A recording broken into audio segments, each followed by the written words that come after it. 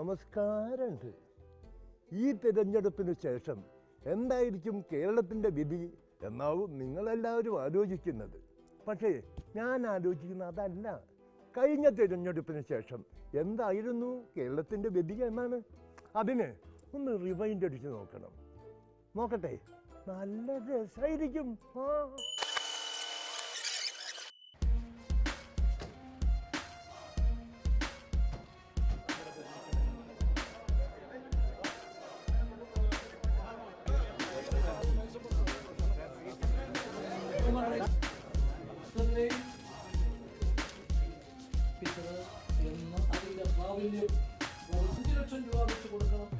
ഇത്രമേൽ ജനകീയനായ ഒരു മുഖ്യമന്ത്രിയെ ഇതിനു മുമ്പ് ഇന്ന് നാട്ടുകാർ കണ്ടിട്ടില്ലെന്ന് ഉറപ്പല്ലേ? കണ്ടില്ലേ മുഖ്യമന്ത്രിയുടെ തിരക്ക്?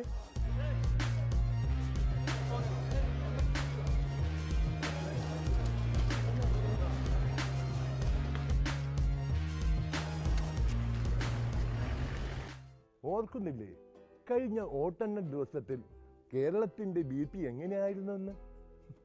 ആകെയുള്ള 140 സീറ്റിൽ ഒരു 70 ആകുമെന്നായിരുന്നു എല്ലാവരും വിചാരിച്ചത്. എന്തോ ഭാഗ്യത്തിന് അത് 68ഉം 72ഉം ആയി കിട്ടി.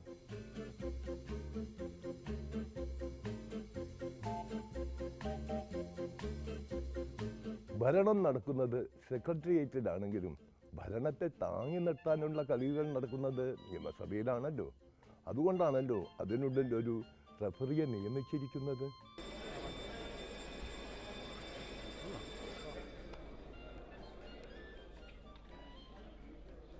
ബഹുമാനപ്പെട്ട അംഗങ്ങളെ, ബഹുമാനപ്പെട്ട സഭാധ്യക്ഷൻ,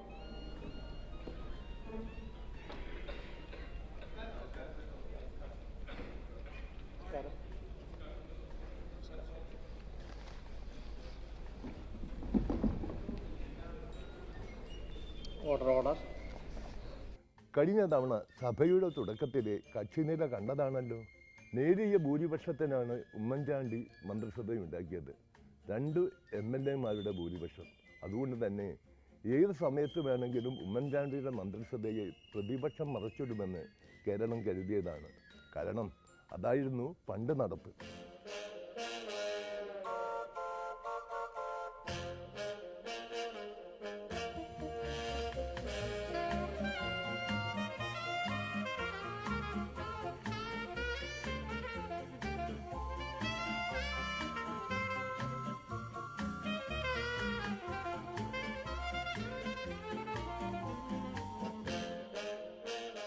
എന്നാലേ ആ നടപ്പ് നിയമസഭയിലെ പ്രതിപക്ഷത്തെ ബാധിച്ചില്ല. അവർ പരമാവധി പരിശുദ്ധമായ ജനാധിപത്യ ബോധം കാട്ടി. സഭയ്ക്കകത്ത് പ്രതിപക്ഷ നേതാവ് പലവട്ടം ഇറങ്ങിപ്പോയിട്ടുണ്ടെങ്കിലും പ്രതിപക്ഷത്തെ മൊത്തക്കച്ചവടക്കാരനായ നേതാവ് സർക്കാരിന് ഒരിക്കലും ഇറക്കി വിടില്ല എന്ന വാശിയിലായിരുന്നു. ഈ നാട്ടിലെ ജനങ്ങളാകെ ശാപമായി കണക്കാക്കുന്ന ഒരു ഗവൺമെന്റാണ് നിങ്ങളുടെ ഗവൺമെന്റ്.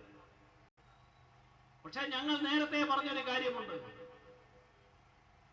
ഉപജാപവൃത്തിയിലൂടെ ഒരു സർക്കാരിനെ അട്ടിമറിക്കാനല്ല ഞങ്ങൾ നിൽക്കുന്നത്.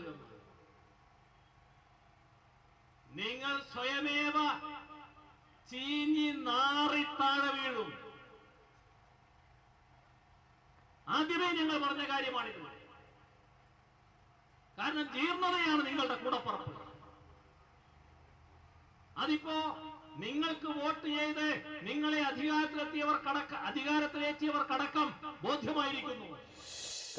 കണ്ടില്ലേ ഭൂരിപക്ഷം എന്ന് പറയാൻ മാത്രം ആളില്ലാത്ത ഒരു സർക്കാരിന്റെ സംഹാരകനാകേണ്ട ആൾ തന്നെ അതിന്റെ രക്ഷകനായത് കണ്ടില്ലേ?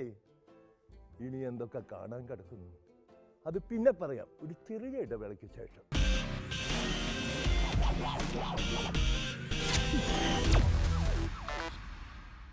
അതായത് പ്രതിപക്ഷത്തെ പേടിച്ച് വിറച്ച് കഴിയേണ്ടതായ ഒരു മുഖ്യമന്ത്രിയെ പ്രതിപക്ഷം തന്നെ പേടിക്കുന്ന ഒരു കാഴ്ചയാണ് പിന്നീട് കേരളം കണ്ടത്. എന്താന്ന് വെച്ചാൽ പ്രതിപക്ഷത്തെ പ്രധാന പാർട്ടിയിൽ നിന്ന് സർക്കാരിന് അനുകൂലമായി വേറെയൊരു രക്ഷകൻ അവതരിച്ചു.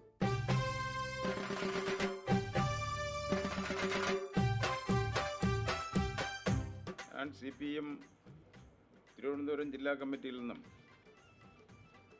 നിയമസഭാ അംഗത്വത്തിൽ നിന്നും രാജിവെച്ചതിനെ സംബന്ധിച്ച് പാർട്ടിയുടെ തെറ്റായ നയങ്ങളും പ്രതികാര നടപടികളും തിരുത്താൻ വഴിതെളിയിക്കുമെന്നായിരുന്നു ഞാൻ പ്രതീക്ഷിച്ചത്. എന്നാൽ അതിനുള്ള യാതൊരു നീക്കവും പാർട്ടിയുടെ ഭാഗത്തു നിന്ന് ഉണ്ടാകുന്നില്ല എന്ന് മാത്രമല്ല, പാർട്ടി ജില്ലാ സെക്രട്ടറി കടകംപള്ളി സുരേന്ദ്രൻ ഇതിനെ എന്നെയും എൻ്റെ കുടുംബത്തെയും തുടർന്നും വ്യക്തിഹത്യ നടത്താനുള്ള അവസരമായാണ് ഉപയോഗപ്പെടുത്തുന്നത്. ഞാൻ ഉയർത്തിയ രാഷ്ട്രീയ സംഘടനാ പ്രശ്നങ്ങളിൽ ഒന്നിനു പോലും പാർട്ടി ഇതേവരെ മറുപടി നൽകിയിട്ടില്ല. ഞാൻ എന്തുകൊണ്ടാണ് രാജിവെച്ചത് എന്ന് എൻ്റെ പ്രസ്താവനയിൽ വ്യക്തമാക്കിയിരുന്നതാണ്. അവിടം കൊണ്ടും തീർന്നില്ല. ഇവിടുത്തെ രാജാതിരാജനായ ശെൽവരാജനും പ്രതിപക്ഷത്തെ മഹത്തായ പ്രസ്ഥാനത്തെയും മഹാനായ നേതാക്കന്മാരെയും വിറപ്പിക്കാൻ തുടങ്ങി.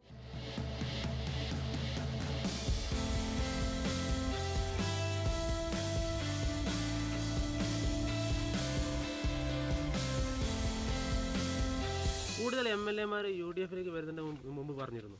ഇപ്പോഴും അത് തന്നെയാണ് പറയുന്നത്. അങ്ങനെ എന്തെങ്കിലും ഉണ്ടോ? അതങ്ങനെ ഒരു സാഹചര്യം ഉണ്ട്, നിലനിൽപ്പുണ്ട്. ഈ ഇടതു മുന്നണിയിലുള്ള അതൃപ്തികാരനാണോ അത്തരത്തിലുള്ള MLA-മാർ വിട്ടുവരാൻ തയ്യാറായി? സ്വാഭാവികമല്ലേ. ഇടതു മുന്നണി എന്ന് മാത്രമല്ല, CPM-നോടുള്ള അതൃപ്തിയാണ്. വേറെ ആളുകളൊന്നും വന്നില്ലെങ്കിലും വന്നാളുടെ കാര്യത്തിൽ ഒരു തീരുമാനമായി.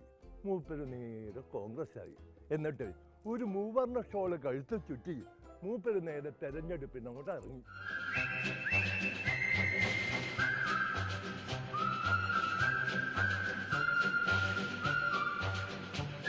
എങ്ങനെ കണക്ക് കൂട്ടിയാലും പ്രതിപക്ഷത്തെ മഹാപ്രസ്ഥാനം ജയിക്കേണ്ട മണ്ഡലമാണ് നെയ്യാറ്റിൻകര. CPM സ്ഥാനാർത്ഥിയായാണ് കഴിഞ്ഞ പൊതു തെരഞ്ഞെടുപ്പിൽ സെൽവരാജ് അവിടെ നിന്ന് ജയിച്ചത്. തെരഞ്ഞെടുപ്പ് കാലത്ത് മാത്രം കമ്മ്യൂണിസ്റ്റ് ആകുന്ന ഇനമായിരുന്നില്ല സെൽവരാജ്. ജനിച്ചു വളർന്ന കമ്മ്യൂണിസ്റ്റുകാരനാണ്.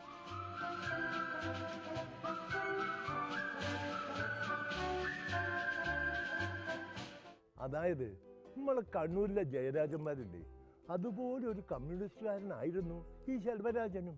SFIയിൽ ജനിച്ച് DYFIയിൽ വളർന്ന് CPM ആയതാണ്. പറഞ്ഞിട്ടെന്താ, നമ്മുടെ ഉമ്മൻചാണ്ടി സർക്കാരിനൊരു താങ്ങ് വേണ്ട സമയത്ത് ഈ രാജനാണ് സഹായിയായത്. അതിനാണല്ലോ പാർലമെന്ററി ജനാധിപത്യം എന്ന് പറയുന്നത്. നിങ്ങളൊന്ന് ആലോചിച്ച് നോക്കി. നടപടി സ്വീകരിക്കുമോ? ഇത് എത്രയും പെട്ടെന്ന് അനുവദിക്കുന്നതിനാവശ്യമായ നടപടി അതുപോലെ നടപടി സ്വീകരിക്കുമോ? എൻ്റെ നിയോജകമണ്ഡലമായ നെയ്യാറ്റിൻകരയിൽ തീരദേശ പഞ്ചായത്തായ കുളത്തൂർ പഞ്ചായത്തിലെ മത്സ്യതീരങ്ങൾക്ക്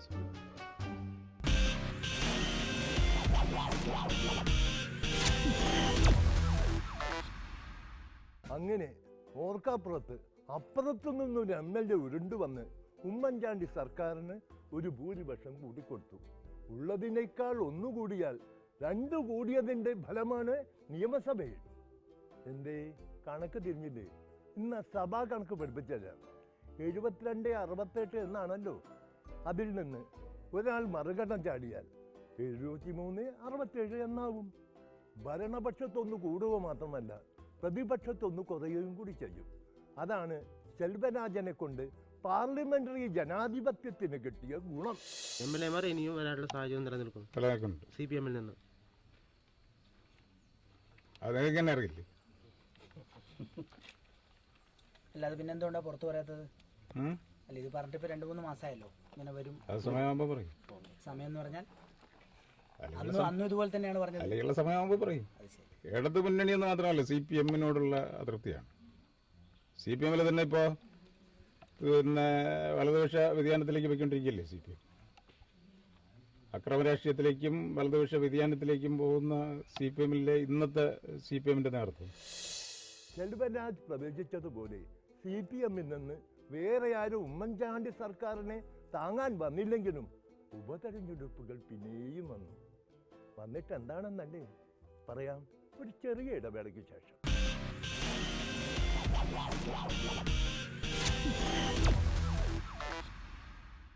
അതായത് നെയ്യാറ്റിൻകരയിലെ രാജാവ് ചാടിയതുപോലെ ആരും മറുകണ്ഠം ചാടിയിട്ടല്ലാട്ടോ ഉപതെരഞ്ഞെടുപ്പ് വന്നത്.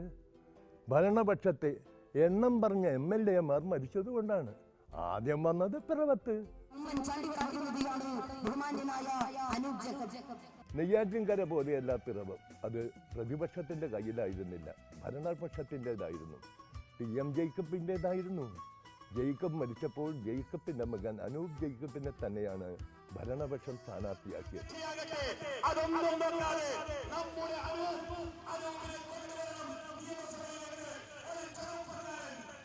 ഇങ്ങനെയൊക്കെ ആണെങ്കിലും പ്രതിപക്ഷത്തിനൊരു കൈ നോക്കാൻ കോപ്പുണ്ടായിരുന്നില്ലെന്ന് പറയാൻ വയ്ക്കാം. അപ്പോഴും കോപ്പുണ്ടായിരുന്നു. കാരണം ഭരണപക്ഷം ഭരണത്തിനാണല്ലോ. അപ്പോഴേക്കും ഭരണപക്ഷത്തിൻ്റെ ഭരണം അല്പസ്വല്പം ചീഞ്ഞു നാറാൻ തുടങ്ങി. മന്ത്രിമാർ സരിതയെ പീഡിപ്പിച്ച വിവരങ്ങളും ദൃശ്യങ്ങളും പുറത്തു വരുന്നതിന് മുമ്പ് അവരെ മന്ത്രിസഭയിൽ നിന്ന് പുറത്താക്കാൻ ഉമ്മൻചാണ്ടി തയ്യാറാവണം. ആത്യന്തം ഗുരുതരമായ ഈ കുറ്റകൃത്യം സംബന്ധിച്ച് മാസങ്ങൾക്ക് മുമ്പേ അറിഞ്ഞിട്ടും അത് മറച്ചുവെച്ച് ജനങ്ങളെയും നീതിനിർവഹണ സംവിധാനത്തെയും തെറ്റിദ്ധരിപ്പിച്ചതിന് ഉമ്മൻചാണ്ടി പരസ്യമായി മാപ്പ് പറയണം. നാണവും മാനവും ഉണ്ടെങ്കിൽ ജനങ്ങളെയാകെ കബളിപ്പിച്ചതിന് പശ്ചാത്താപമായി മുഖ്യമന്ത്രി കസേരയിൽ നിന്ന് ഇറങ്ങിപ്പോകാനും ഉമ്മൻചാണ്ടി തയ്യാറാവണം. ഈ സംസ്ഥാനത്തിലെ ഗവൺമെന്റിനെ തമ്മിലടിക്കാൻ മാത്രമേ നേരമുള്ളൂ. ജനങ്ങളുടെ ഒരു പ്രശ്നവും ഇപ്പോൾ അവർ ആലോചിക്കുന്നില്ല. എന്നാൽ ഒരു കാര്യത്തിൽ അവർക്കെല്ലാം യോജിപ്പുണ്ട്. അത് ജനങ്ങളെ കൊള്ളയടിക്കാനും നാടിനെ കൊള്ളയടിക്കാനുമാണ്. ഇങ്ങനെ ഓരോ ദിവസം കഴിയും തോറും മുഖ്യമന്ത്രിയുടെ അടുത്ത ആളുകൾക്ക് ഈ തട്ടിപ്പ് സംഘവുമായിട്ടുള്ള ബന്ധം പുറത്തു വന്ന സാഹചര്യത്തിൽ ഇനി മുഖ്യമന്ത്രി രാജിവെക്കുക മാത്രമേ വഴിയുള്ളൂ. അങ്ങനെ രാജിവെച്ച് ഒരു അന്വേഷണം നടത്തുന്നതിന് വേണ്ടിയിട്ടുള്ള പ്രക്ഷോഭ പ്രവർത്തനങ്ങളെ സംബന്ധിച്ച് ഇടതുപക്ഷ ജനാധിപത്യ മുന്നണി ആലോചിച്ചു. അതിലൊക്കെ മറയത്തേക്ക് നീക്കാൻ ഭരണപക്ഷത്തിനായി മറുപക്ഷത്ത് നിന്ന് ചില ചെറുകിട താരങ്ങളെ അണിനിരത്തി സ്വന്തം വേദിയിൽ കാണിക്കാൻ അവർക്കായി. സഖാവ് VS അച്യുതാനന്ദന്റെയും അദ്ദേഹത്തിന്റെ മകന്റെയും നേതൃത്വത്തിൽ നടത്തിയിട്ടുള്ള നിയമനവുമായി ബന്ധപ്പെട്ടിട്ടുള്ള വിവാദങ്ങളും അതുപോലെ തന്നെ ഭൂമിയിടപാടുമായിട്ട് ബന്ധപ്പെട്ടുള്ള വിവാദങ്ങളും എല്ലാമാണ്. അതിനെല്ലാം മറച്ചു പിടിക്കുന്നതിന് വേണ്ടിയിട്ടും അങ്ങനെ ശ്രദ്ധ തിരിച്ചുവിടുവാൻ വേണ്ടി നടത്തുന്ന ഇത്തരം പ്രസ്താവനകളിൽ ഉപയോഗിക്കാൻ പാടില്ലാത്ത പദപ്രയോഗങ്ങൾ ഉപയോഗിച്ചുകൊണ്ട് ഈ വേദിയിൽ നിന്ന് അദ്ദേഹം ഉപയോഗിച്ച പദം പറയുവാനായിട്ട് വളരെയധികം ബുദ്ധിമുട്ടുണ്ട്. എന്റെ സംസ്കാരം അതിനെ അനുവദിക്കാത്തത് കൊണ്ട് ഞാൻ ആ പദത്തെ സംബന്ധിച്ച് പറയുന്നില്ല. പക്ഷേ ഇത് കേവലം വ്യക്തിപരമായിട്ടുള്ള ഒരു പ്രശ്നമായിട്ട് ഞാൻ കാണുന്നില്ല. അങ്ങനെ PM ജേക്കബിന്റെ ആത്മാവും ചെന്തയായി വന്ന സിന്ധുമാലായികയും ചേർന്നപ്പോൾ പിറവത്തെ അനൂപ് ജേക്കബായി.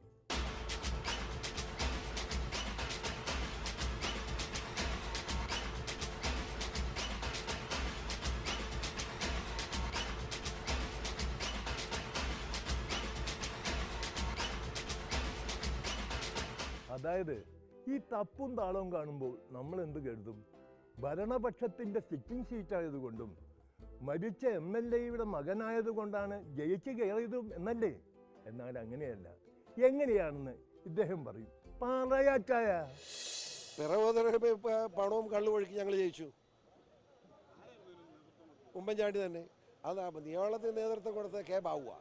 അദ്ദേഹം വളരെ മാന്യമായ ഓപ്പറേഷൻ എല്ലാം നടത്തിയെന്ന് ഞങ്ങൾക്കറിയാം. ഓപ്പറേഷൻ ശരിയാണെന്നൊക്കെ ഞങ്ങൾ നോക്കി, എല്ലാം ശരിയാണ്. ആ പണിക്ക് വേണ്ടി ഇറങ്ങി എന്നുള്ള മനസ്സിലായി. ഞങ്ങളുടെ കൂട്ടത്തിലുള്ള ഒരു കക്ഷിയെ കൊണ്ടുപോയി. ആരെയാട്ടോ അതിപ്പോൾ നിങ്ങൾ നാളെ അറിയും. കൊണ്ടുപോയി. പക്ഷേ 100-300 വോട്ട് കൂടുതൽ കിട്ടുകയില്ലേക്ക്, പേടിക്കണ്ട. പോരെ പൂരം. ഇതാണ് പിറവം വിജയത്തിൻ്റെ രഹസ്യം.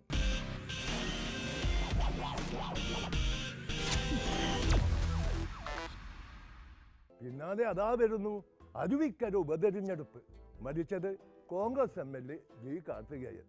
ആ സ്ഥാനത്തേക്ക് മത്സരിച്ചതോ അദ്ദേഹത്തിൻ്റെ മകൻ ശബരിനാഥനും. ശ്രീ G. കാർത്തികേയൻ ചെയ്തു തുടങ്ങിയ കാര്യങ്ങൾ പല കാര്യങ്ങളും ഇവിടെ പൂർത്തിയായിട്ടുണ്ട്, പല കാര്യങ്ങൾ ചെയ്യാൻ ബാക്കിയുണ്ട്. അപ്പോൾ അതിലൊരു 8 മാസം ഏറ്റവും പെട്ടെന്ന് ഏറ്റവും ശക്തിയോടെ ചെയ്യണമെങ്കിൽ അത് കുടുംബത്തിൽ നിന്ന് ഒരാൾ വന്നാൽ ആ ഒരു അഡീഷണൽ ഒരു കമ്മിറ്റ്മെൻറ്റും കാണും. അതും കൂടാതെ പിന്നെ എൻ്റെ ഒരു സ്ഥാനാർത്ഥി വന്നപ്പോൾ എനിക്കത് ചെയ്യാനുള്ള ഒരു എനർജി ഉണ്ട്, ഒരു യുവത്വമുണ്ട്. പിന്നെ പല കാര്യങ്ങളും ഒരു മാനേജ്മെൻറ്റ് ഒരു ബാക്ക്ഗ്രൗണ്ടിൽ നിന്ന് വന്നതുകൊണ്ട് പല കാര്യങ്ങളും പെട്ടെന്ന് ചെയ്യാനുള്ള മാനേജ്മെൻറ്റ് എന്ന് പറഞ്ഞാൽ മാനേജ്മെൻറ്റ് ഡെഫിനേഷൻ തന്നെ കാര്യങ്ങൾ നന്നായിട്ട് ചെയ്യാൻ പറ്റുക എന്നുള്ളതാണല്ലോ. അപ്പോൾ ഒരു 8 മാസത്തിൽ വേറൊരാൾ ചെയ്യാൻ പറ്റുന്ന കാര്യം ഒരു 8 മാസത്തിൽ പല രീതിയിൽ ഓടി തീർക്കാൻ എന്നെക്കൊണ്ട് പറ്റുന്നൊരു വിശ്വാസം പാർട്ടിക്ക് ഉണ്ടായിരുന്നു. അതാണ് മെയിൻ കാരണം എന്നെ സ്ഥാനാർത്ഥിയാക്കുന്നത്.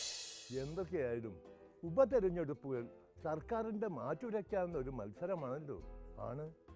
അങ്ങനെയാണ് ആർക്കാണ് അതല്ല എന്ന് പറയാൻ മടിയുള്ളത്? നമ്മുടെ മുഖ്യമന്ത്രിക്കോ? ഈ തെരഞ്ഞെടുപ്പ് പാർലമെന്റ് തെരഞ്ഞെടുപ്പിൽ പറഞ്ഞതുപോലെ തന്നെ ഈ ഗവൺമെന്റിന്റെ ഒരു വിലയിരുത്തൽ കൂടിയായിരിക്കും. 4 വർഷക്കാലം വികസനവും കരുതലും എന്ന മുദ്രാവാക്യത്തോടു കൂടി കേരളത്തിലെ ജനങ്ങൾക്ക് വേണ്ടി പ്രവർത്തിച്ച ആ പ്രവർത്തനമായിരിക്കും ഈ കാര്യത്തിൽ ഏറ്റവും മുഖ്യ വിഷയമാകുന്നത്. ഒന്നല്ല, രണ്ടായിരുന്നു പ്രതിപക്ഷത്തിലെ ഘടാഘടിയന്മാരായ സ്ഥാനാർത്ഥികളെന്ന് ഓർക്കണം. ഇടതുപക്ഷ സ്ഥാനാർത്ഥിയും വലതുപക്ഷ സ്ഥാനാർത്ഥിയും.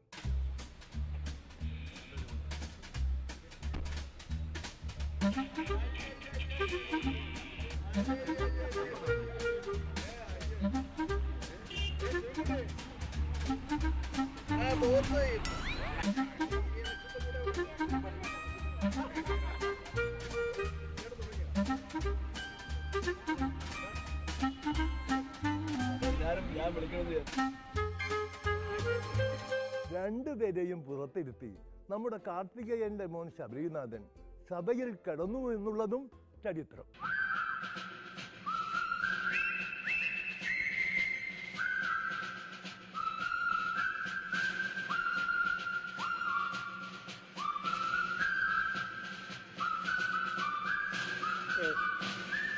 ശബരിനാഥൻ KS ആയ ഞാൻ നിയമസഭയിലെ ഒരു അംഗമായി തിരഞ്ഞെടുക്കപ്പെട്ടിരിക്കുന്നതിനാൽ നിയമം വഴി സ്ഥാപിതമായ ഭാരതത്തിൻ്റെ ഭരണഘടനയോട് ഞാൻ നിർവ്യാജമായ വിശ്വസ്തതയും കൂറും പുലർത്തുമെന്നും ഞാൻ ഭാരതത്തിൻ്റെ പരമാധികാരവും അഖണ്ഡതയും നിലനിർത്തുമെന്നും ഞാൻ ഏറ്റെടുക്കുവാൻ പോകുന്ന കർത്തവ്യം ഞാൻ വിശ്വസ്തയോടുകൂടി നിർവഹിക്കുമെന്നും ദൈവത്തിൻ്റെ നാമത്തിൽ സത്യം ചെയ്യുന്നു.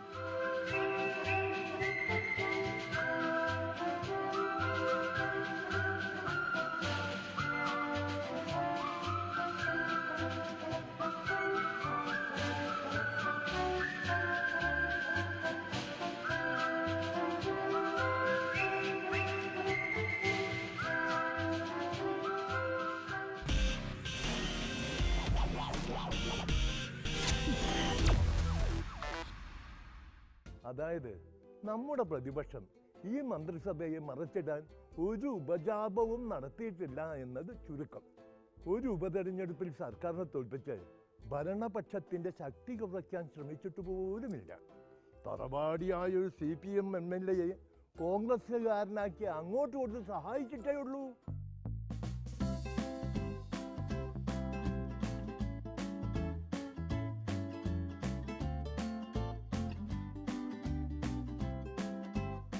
കഴിഞ്ഞ 5 വർഷങ്ങളിൽ 3 ഉപതെരഞ്ഞെടുപ്പുകൾ വളരെ ക്ലീനായി തോറ്റ ഇടതുപക്ഷമാണ് ഇപ്പോൾ ഭരണം പിടിക്കാൻ വരുന്നത്. എന്ത് ചെയ്തിട്ടായാലും വേണ്ടില്ല, ഭരിക്കണമെന്ന് മാത്രം മോഹമുള്ള ഭരണപക്ഷം ഭരണ തുടർച്ചയ്ക്കായി മത്സരിക്കുന്നു. ഇത് താണ്ട കേരളം. ബാക്കി പിന്നെ പറയാം. നന്ദി, നമസ്കാരം. ബഹുമാനപ്പെട്ട അംഗങ്ങളെ, ബഹുമാനപ്പെട്ട സഭാധ്യക്ഷൻ,